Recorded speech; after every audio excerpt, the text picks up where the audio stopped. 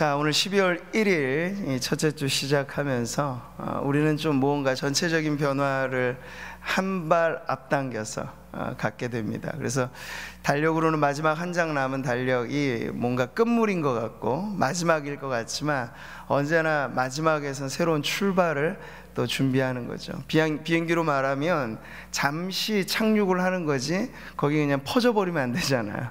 연료 정비하고 목적지를 향해서 또 이륙하는 그 구간이 바로 12월 한 달이기 때문에 제가 이제껏 한 해 동안 복음 이끄는 교회로 외치며 기도하며 또 섬기며 여기까지 왔는데, 이제 앞으로는 그 연료, 복음이라고 하는 엄청난 능력을 힘입어서 나래를 펼치고 또 비전의 항해, 또 비전의 비행을 시작할 때 우리 성도님들 개개인의 삶에도 그런 희망에 찬 메시지가 또 오늘 함께 은혜 가운데 나누어지기를 바랍니다.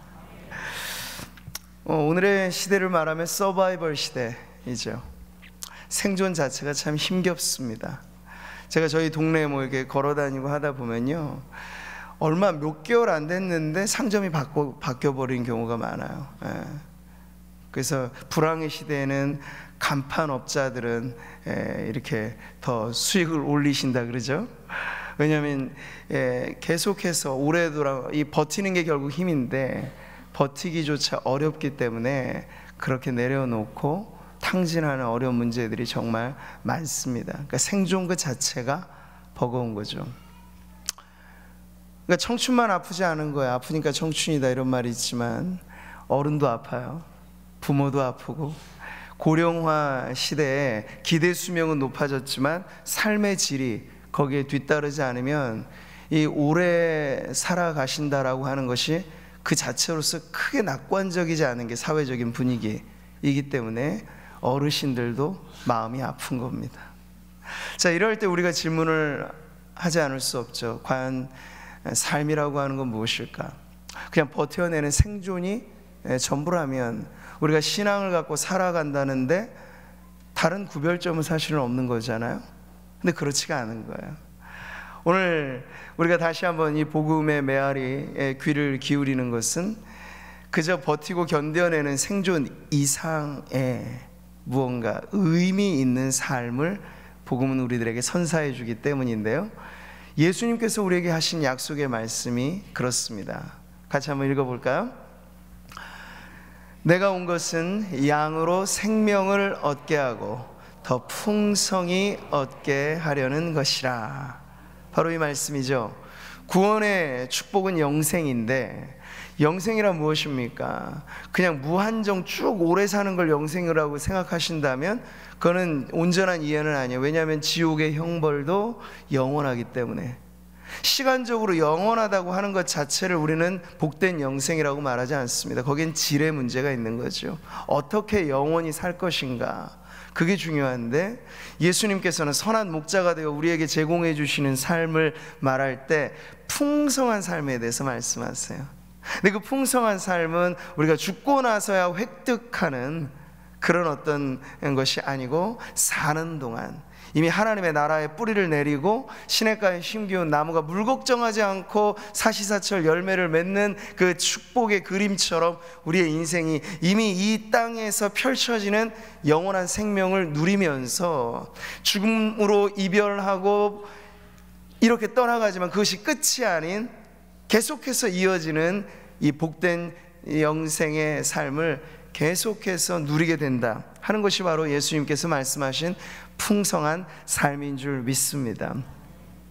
자, 오늘까지 우리가 갈라디아서 2장 20절 말씀을 보면서 복음으로 사는 인생이 누리게 되는 이 풍성한 삶이 무엇인가를 다시 한번 마무리하면서, 또한 새롭게 출발하는 우리의 이 비전이 다름 아닌 복음으로 출발하게 되는 새로운 도약이라고 하는 사실을 오늘 말씀을 통해서 함께 살펴보겠습니다. 바울이 오늘 이어서 하는 말, 이제 내가 육체 가운데 사는 것은 이라고 말합니다. 여기 시점으로 현재죠. 이제 내가 사는 것은.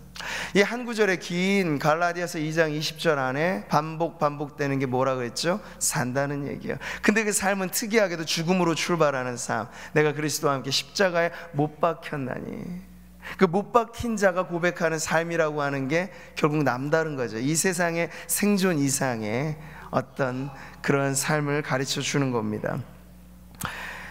충무공 이순신 장군의 어록 중에 난중일기를 보면요, 명량대첩을 앞두고 아주 임전무태의 정신으로 새겨놓은 글귀가 있습니다. 필사즉생, 필생즉사. 이게 오자병법이라고 하는 오래된 병법서에 나오는 말을 인용한 것인데요, 죽고자 하면 살고, 살고자 하면 죽는다.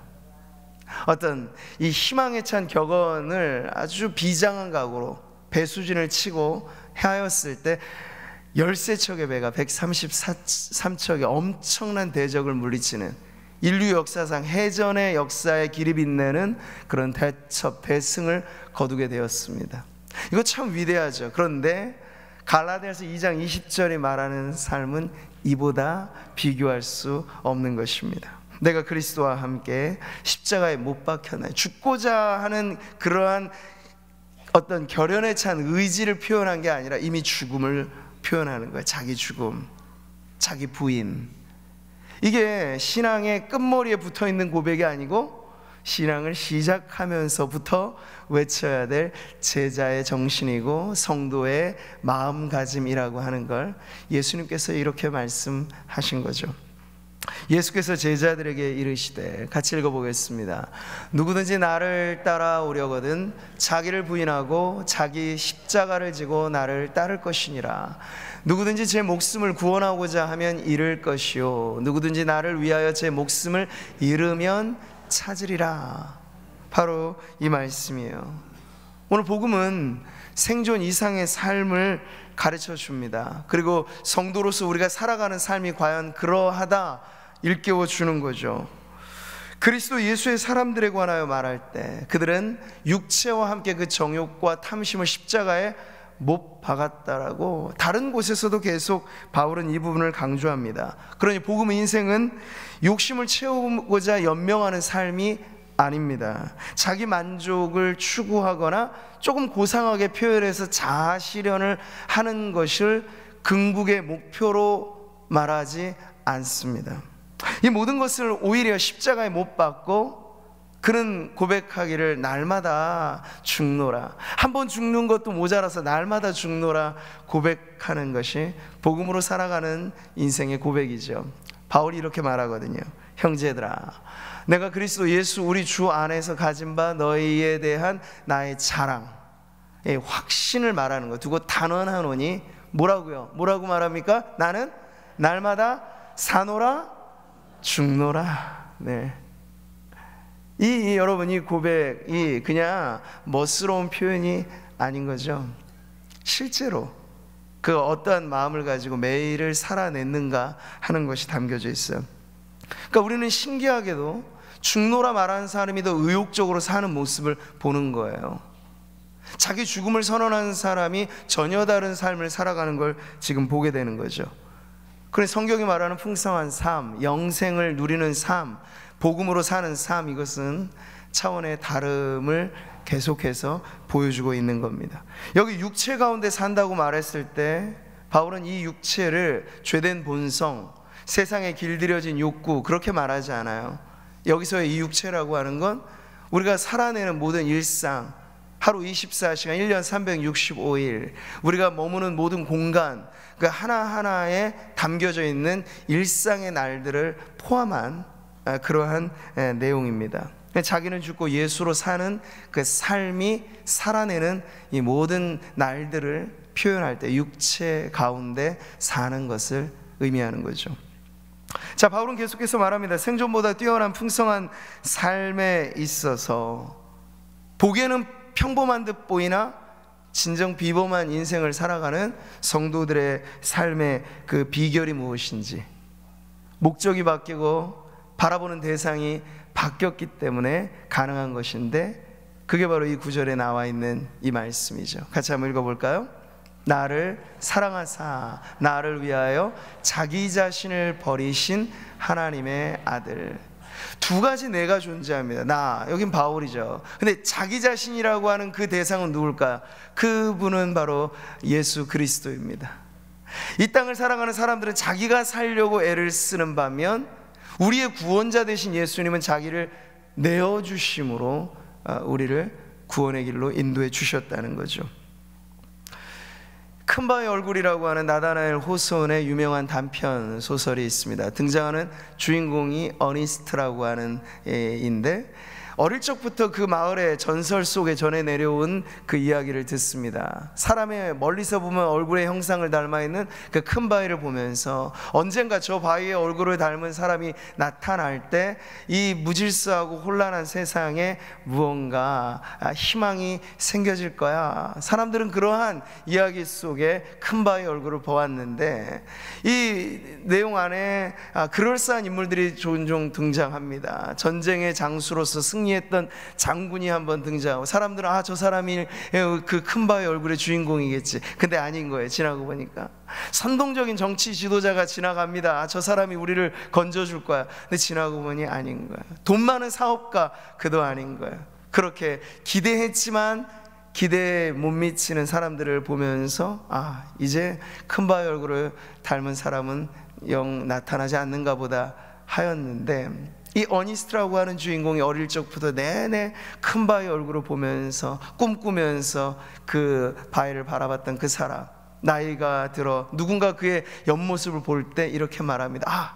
어니스트의 저 모습이 바로 큰 바의 얼굴을 닮아있다 라고 말이죠. 이 소설이 말해주고 있는 것은요, 무언가 이 세상의 변화는 정치, 군사력 혹은 돈, 이런 것을 거머쥐고 있는 사람을 통해서 일어나는 것이 아닌 전혀 다른 곳에서 일어나는 희망의 모습을 그 닮아감의 원리를 통해서 보여주고 있는 것인데, 말하자면 지금 바울에게 있어서 그가 닮고픈 대상, 그가 꿈꾸는 대상, 그가 동경에 맞지 않는 대상, 바울의 큰 바의 얼굴은 바로 그의 아들이라, 그 아들이라 불려졌던, 하나님의 아들이라 불려졌던 예수 그리스도라고 하는 사실이에요.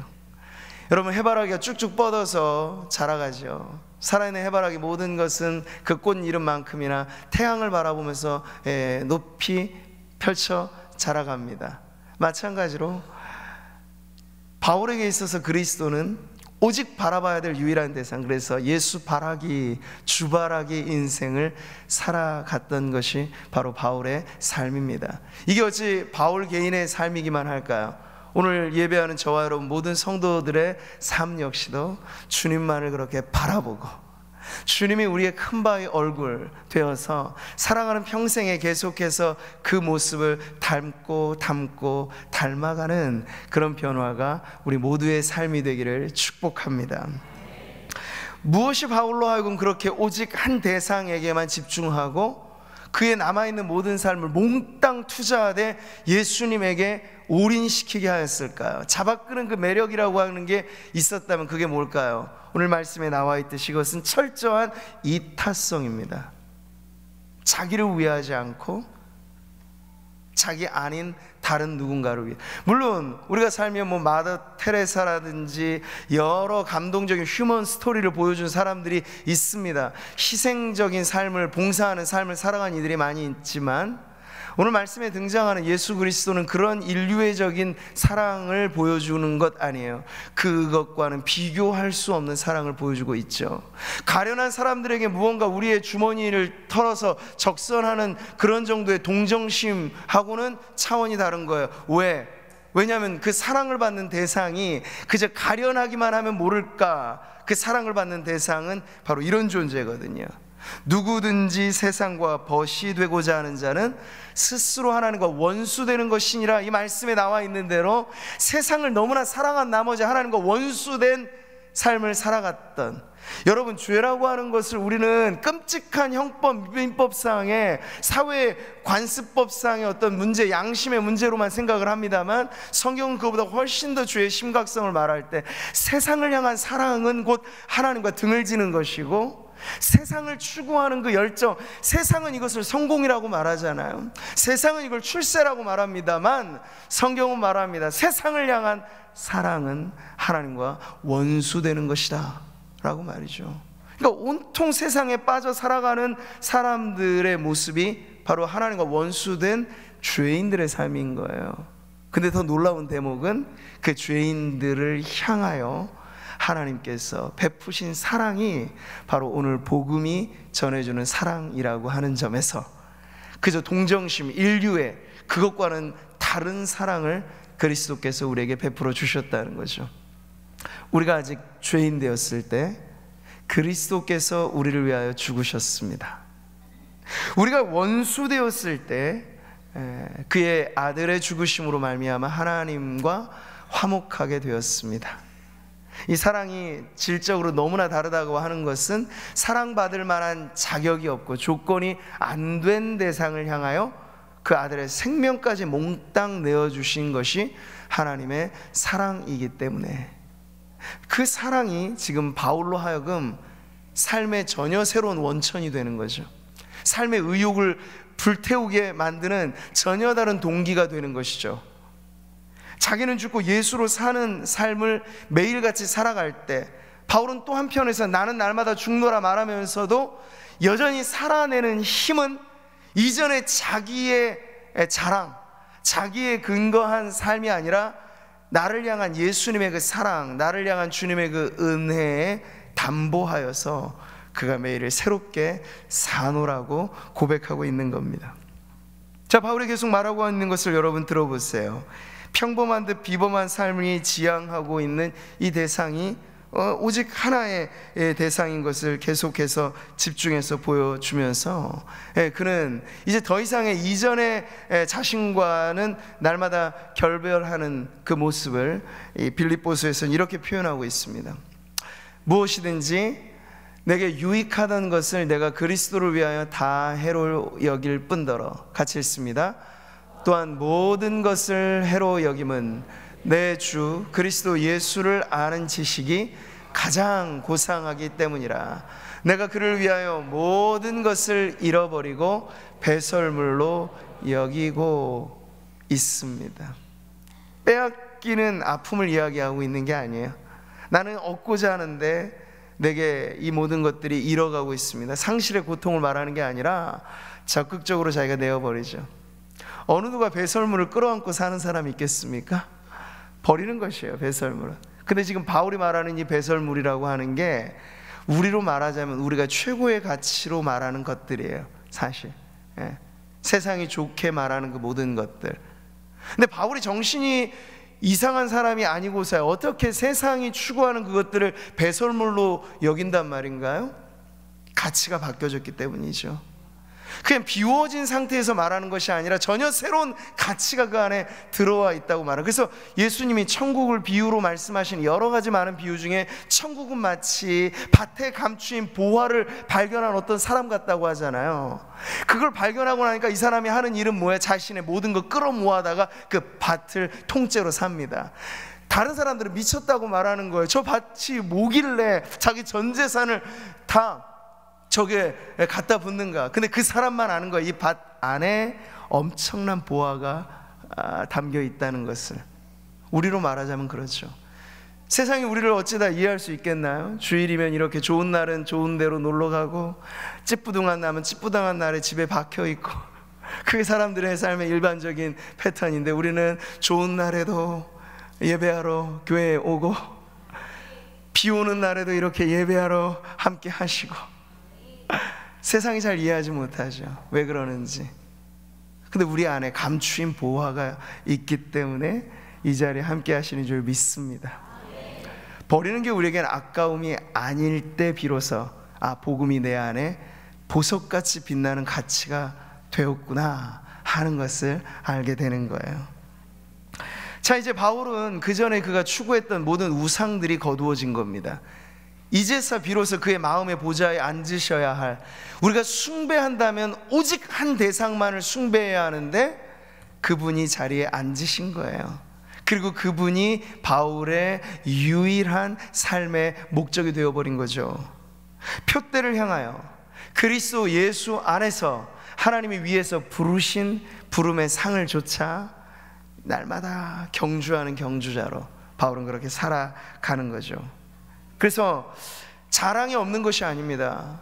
성도들에게 자랑이 없는 것이, 그건 계속해서 비워내는 의미만을 얘기하는 것인데 우리 안에는 채워진 무언가가 있어요. 그러니까 새로운 자랑거리가 있어요. 바울이 말하자면 이런 거죠. 그러나 내게는 우리 주 예수 그리스도의 십자가 외에 결코 자랑할 것이 없다. 아무것도 없다고 얘기하지 않죠? 그리스도, 그분의 십자가가 우리에게 어떤 것과도 비교할 수 없는 자랑이 되었다 하는 거예요. 사랑하는 성도 여러분, 복음 인생을 우리가 말할 때 그저 세상에 있는 것 못 갖고 갖고자 하는데도 못 얻고 이러니 참아내십시오, 이런 게 사실 아닙니다. 여러분, 악으로 깡으로 버티는 것이 신앙이 아니고 우리는 그 이상 능가할 만한 엄청난 자원을 갖고 살기 때문에 세상의 자원이 조금 모자라도 꿀리지 않고 눌리지 않고 주눅들지 않고 살아갈 수 있다는 이야기예요. 그래서 복음으로 물든 인생은 결코 시니컬하지 않아요. 세상을 향한 염세주의적인 반응을 갖고 살지 않습니다. 죄 많은 이 세상 내 집안이네, 그것도 물론 맞는 말이지만 그게 끝이 아니고요. 그럼에도 불구하고 우리가 육체 가운데 살아야 할 이유가 분명한 인생이 복음 인생이죠. 자, 말하자면 이렇게 바뀌어지게 되는 삶이에요. 살아도 주를 위하여 살고 죽어도 주를 위하여 죽는 삶인 거죠. 살든지 죽든지 내 몸에서 그리스도가 존귀하게 되는 삶입니다. 먹든지 마시든지 무엇을 하든지 다 하나님의 영광을 위하여 하는 삶입니다. 삶이라고요. 복음은 살아내는 것이라고요. 우리가 복음의 진리를 깨달았다면 이걸 나만의 것으로 간직해야 하자고 어디 저 산에 움막을 짓고 여기가 좋사오니 도피 행각을 할 필요가 없어요. 당당하게 우리에게 주어진 삶의 무대를 누비며 사는 것입니다. 근데 목적이 바뀌고 이유가 바뀌었기 때문에 모든 것이 바뀌어진 삶을 살아가는 것이죠. 저는 이것이 우리가 앞으로도 계속 살아가야 할 이유인 줄 믿습니다. 때로 병들어 아픕니다. 기대했던 일들이 안 됩니다. 우리의 삶이 생존 그 자체도 허덕허덕하면서 어렵습니다. 그러나 그럴 때 바라보세요. 우리 안에 감추임 보하는 그 어떠한 상황과 어떠한 문제에도 빼앗아갈 수 없는, 그것을 우리가 확인하면서 다시 한번 당당하게 복음의 발걸음을 내딛는 것이죠. 오늘 우리는 12월의 첫날, 첫 주일, 그리고 새해를 미리 앞당겨서 하나님의 기적 같은 일들을 기대하며 이 한 해의 아름다운 마무리를, 또 새해의 소망에 찬 준비를 하는 이 첫 시작의 자리에서 새로운 슬로건을 그래서 외치는 거예요. 복음이 이끈 인생이라면 그 인생은 또한 비전이 이끌어가는 인생이 된다는 걸 믿으면서 성도 개개인이 그렇게 살아가는 교회가 함께 모여 있을 때 우리 구미상무교회가 앞으로 달려갈 그 길에 어떤 외침이 있을까 했을 때 그것은 비전이 이끄는 인생이라고, 교회라고 우리는 당당히 외칠 것입니다. 세상을 향하여 말이죠. 그냥 우리끼리 모였을 때 통용되는 언어가 아니에요. 세상을 뒤집어 놓는 언어가 복음입니다. 세상을 향하여 우리가 힘차게 발걸음을 내딛었을 때 삶의 현장에서 실효성 있는 것이 복음의 능력이고 우리가 품어야 할 비전인 줄 믿습니다. 여러분, 비전이라고 하는 게 뭐예요? 보는 거잖아. 가장 원초적인 의미는 보여지는 것입니다. 근데 그 비전은 육안으로 보는 게 아니에요. 믿음의 눈으로 보는 것이죠. 아브라함을 불러내셨을 때, 그가 비전 인생의 첫걸음을 내딛었을 때 내 손에 아무것도 쥔 것이 없고 내 눈에 아무 증거도 없는 그 찬송이 꼭 아브라함의 상황이었어요. 그러나 아브라함이 발걸음을 내딛었던 이유는 뭔가요? 살아계신 하나님이 내가 너를 복덩어리 인생으로 만들어 줄 거다 하신 그 말씀 하나 붙잡고 갈 바를 알지 못하였지만 믿음으로 발걸음을 내딛었죠. 그게 비전입니다. 통계에 따라서 정확한 관측과 예상의 결과, 사회과학적인 방식으로 앞날을 예측해서 투자하는 게 비전이 아니고 성도들에게 있어서는 약속의 말씀, 내 입을 크게 열라 내가 채우리라. 하나님의 약속하신 말씀이라면 그 말씀대로 됩니다 하는 그 믿음으로 한 걸음 성큼 내딛는 것이 바로 비전인 줄 믿습니다. 믿음은 바라는 것들의 실상이고 보이지 않는 것들의 증거입니다. 그러니 우리가 이제 복음의 힘을 얻어 비전의 날개를 펼쳐 나갈 때 중요한 건 우리 안에 이 믿음을 계속해서 이어가는 것임을 여러분 잊지 마십시오. 그래서 바울이 오늘 갈라디아서 대단원 이 마지막 위대한 구절을 마무리 짓는 내용이 무엇인가요? 바로 이 믿음이에요. 믿음 안에서 사는 것이라. 살아라, 산다, 삶의 의욕을 강조하는데 그 삶이라고 하는 건 자기 집념, 자기 소신, 자기 이념이 아니라 그 아들을 믿는 믿음 안에서 사는 것이라. 믿음의 끝을 우리들에게 보여줍니다. 그러니 믿음의 끝은 비전의 새로운 출발이 되는 것임을 여러분의 삶을 통하여 맛보시기를 축복합니다. 성도로서 우리는 복음과 비전이 하나로 연결된 삶을 꿈꿉니다. 복음이 비전이 되는 인생을 말이죠. 마지막 자리에서도 여러분은 비전의 이 복음에 대해서 좀 불투명하게, 불확실하게, 추상적으로 이해할 수도 있으실 것 같아서 다시 한번 강조해 드리는 건 복음은 피상적인 게 아니에요. 복음은 아주 구체적인 것입니다. 아주 분명한 것입니다. 복음은 바로 이것이에요. 하나님의 아들 예수 그리스도의 복음의 시작이라.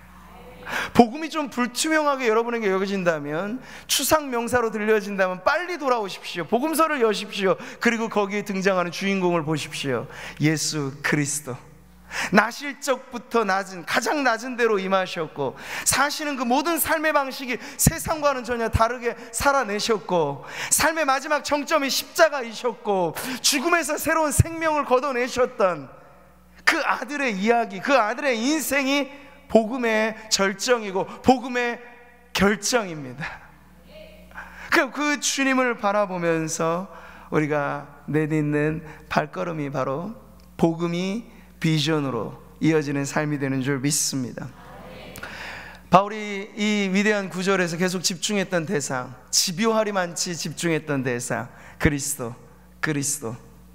우리도 앞으로 살아가는 날들이 저마다 다 다르겠지만 우리 역시도 그리스도가 우리의 표대가 되어서 우리의 집중력이 산만하게 흩어지는 것이 아니라 교회와 성도 모두가 그리스도에게 집중한다면 그 나머지 일들은, 우리를 통해서 하나님께서 행하실 일들은 우리의 계산으로, 수학으로, 우리의 예측으로 만들어낼 수 없는 크고 놀라운 일들을 하나님께서는 이루실 것입니다.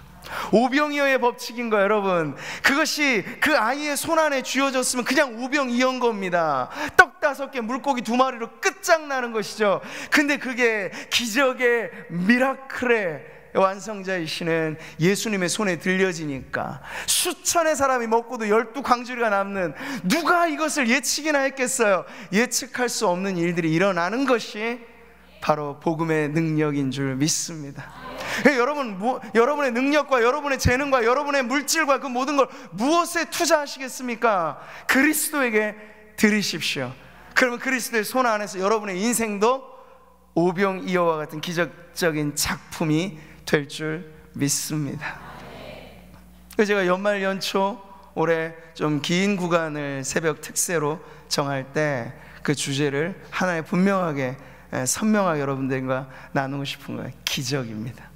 우린 지금 살아있는 것 자체가 기적이지만 매일의 삶, 나는 죽고 그리스도로 사는 그 삶에서 내가 살았을 때는 이루지 못했던 일들이 내가 죽고 그리스도가 내 안에 살아내시면서 경험하게 되는 그 기적을 우리가 매일의 삶 속에 채워나가며 맛보게 될 줄 믿습니다. 연말과 연초가 그렇게 기적 같은 하나님의 이야기로 여러분의 간증의 스토리가 되시기를 축복합니다.